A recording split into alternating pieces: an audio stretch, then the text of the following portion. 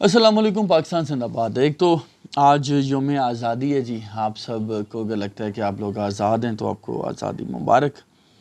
और जनाब जो सिचुएशन बन चुकी है, आज 14 अगस्त हो चुका है और 27 अगस्त का ग़लबन बताया जा रहा है, 27 से 28 अगस्त का कि जी जो टेस्ट है वो होगा।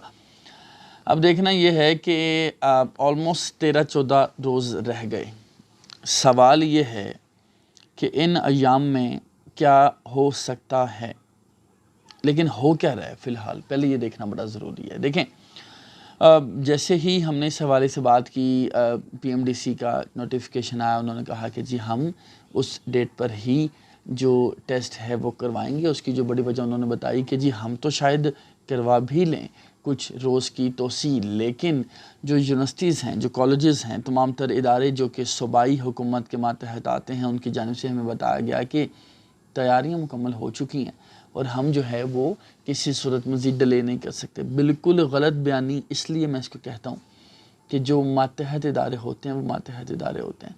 पीएमडीसी की जानिब से एक डायरेक्शन जाती तो उनकी क्या ज़रूरत थी कि वो कहें जी हम नहीं करेंगे। ऐसा नहीं हो सकता, पहली चीज़। अच्छा, अब हो क्या रहा है, मुझे थोड़े से चांसेस नज़र आ रहे हैं जिसमें मुझे लगता है डिले हो जाएगा, लेकिन उसके बावजूद देखें, मैं हमेशा से ये बात करता हूँ कि जब आप अपना जो पाकिस्तान में कभी भी कुछ भी हो सकता है। आपने पिछले दिनों ख़बरें सुनी होंगी, कभी इसहाक डार का नाम आ रहा था, कभी जलील अब्बास जिलानी का नाम आ रहा था, कभी नाम आ रहा था जी हफीज़ अहमद शेख का, जी ये निगरान वज़ीर आज़म बनेंगे। बना कौन?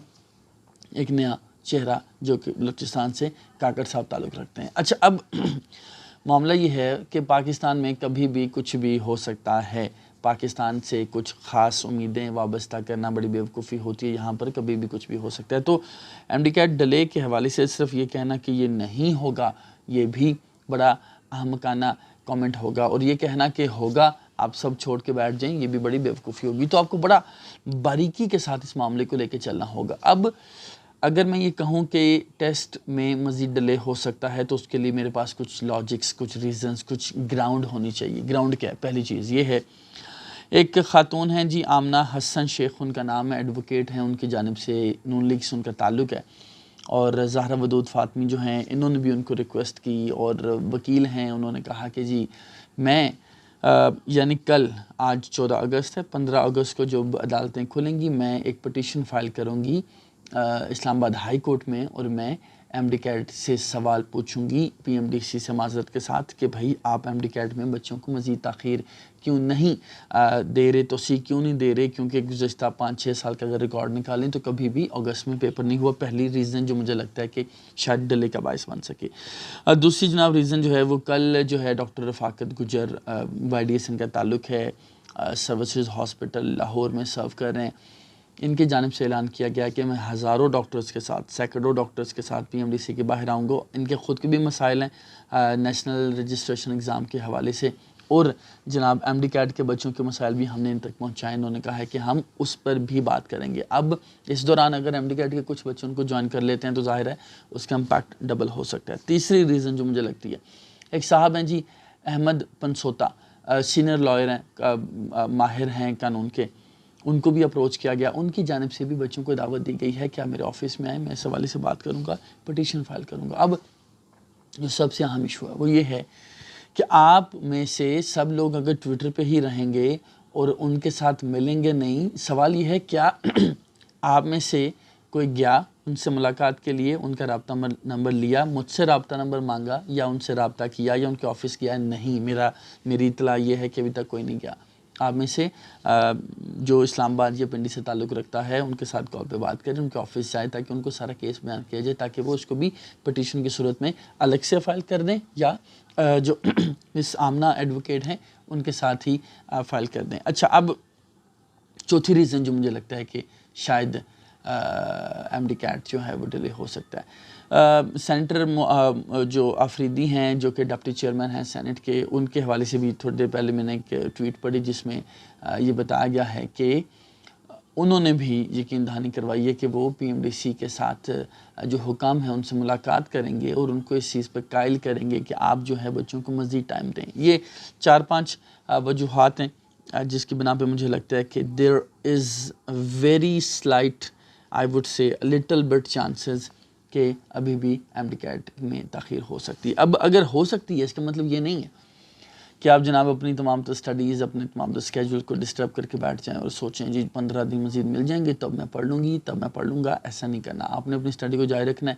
اور یہ سوچ کے پڑھنا ہے کہ 27 اگست کو ہی آپ کا پیپر ہے. اگر آپ کو تاخیر مل جاتی ہے تو سی مل جاتی ہے, ٹائم مل جاتا ہے تو آپ اس کو ریوائز کر سکتے ہیں, ادروائز اسی کے اکارڈنگلی آپ پیپر دیں گے. اچھا, اب مجھے کیوں لگتا ہے کہ پی ایم ڈی سی اس کو ڈیلے نہیں کرے گا, اس کی بھی ایک دو ریزنز ہیں. پہلی ریزن یہ ہے کہ جس پارلیمنٹ نے ان پہ پریشر ڈالا وہ پارلیمنٹ جا چکی ہے. جب پارلیمنٹ جا چکی ہے, جو کمیٹی, جیسے میں نے آپ کو کافی دن پہلے بتایا تھا کہ یہ کوئی اخلاقیات کا معاشرہ نہیں ہے کہ یہاں پر ان کو اس چیز کا خیال ہو کہ پارلیمنٹ کا تقدس ہے, پارلیمنٹ کی کمیٹی کی ڈائریکشنز ہیں, ہمیں اس کے اکارڈنگلی کام کرنا چاہیے, جو وعدہ ہم کر کے ہیں اس کو ہم نے پورا کرنا ہے.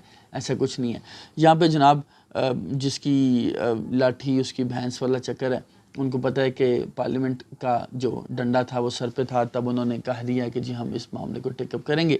اب پارلیمنٹ جناب جا چکی ہے تو انہوں نے جس کو ہم کہتے ہیں گولی کروا دی پارلیمنٹ کو. یہ ریزن ہے میرا خیال ہے کہ جو شاید ڈیلے نہ ہو. دوسری جناب ریزن مجھے یہ نظر آتی ہے, ایک سیاسی جماعت ہے جس کا میں نام لینا مناسب نہیں سمجھتا, اس کے جو ایک اہم رکن ہیں جو کہ ایک اہم وفاقی وزیر بھی تھے, ان کی جانب سے بھی پشت پناہی کی جا رہی ہے اور پی ایم ڈی سی کو کہا جا رہا ہے کہ آپ اگر نہ بھی ڈیلے کریں تو کوئی ایشو نہیں ہے. تو یہ ایک دو ریزنز ہیں جو مجھے لگتا ہے کہ ڈیلے نہیں ہو سکتا.